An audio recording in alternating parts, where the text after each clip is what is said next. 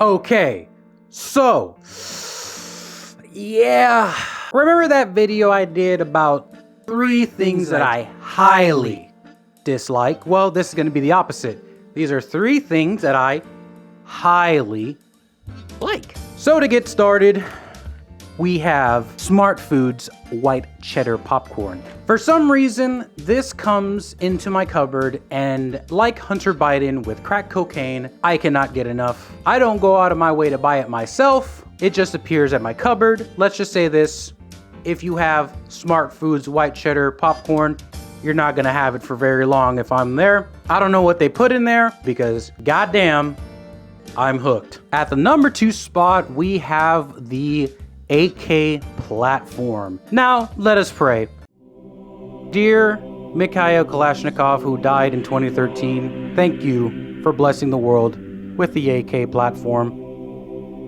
You are the only good thing to come out of communism. Look at this magnificent beauty right here. That is the AK. It is made by several different countries. This one resides from Poland by the ways of WBP. If you are ever getting into a Kalashnikov, do not buy a piece of PSA. Get yourself one of the cheapest AKs on the market that actually uses military standardizational parts, the Wasser 10, made in Romania. No, this AK will not steal your wallet.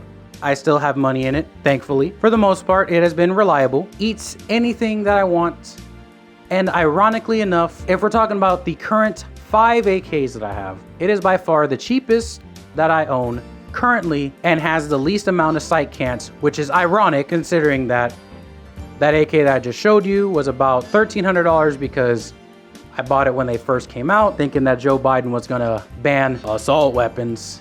He has the power to do that, and I'm so glad he didn't, just like George Bush Sr. And Bill Clinton.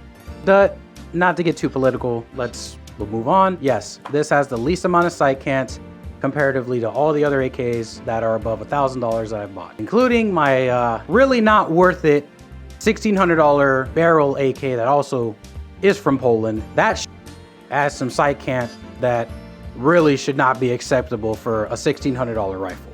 Especially when this, I can at least be like, okay, it's made by drunken Romanians for less than minimum wage, right? Cool.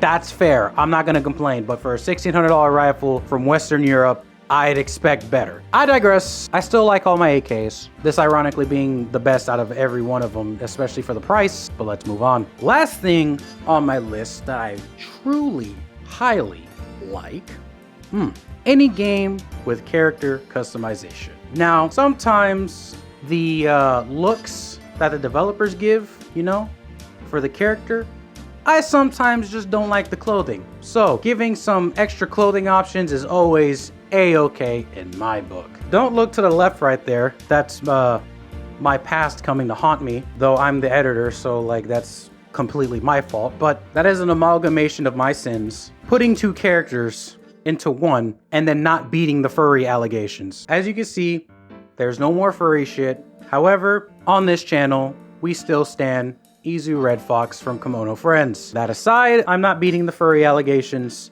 since most furries tend to prefer foxes. I don't know how you can't. Look at how adorable these guys are.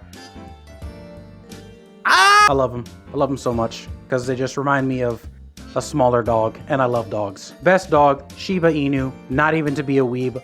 Look at this.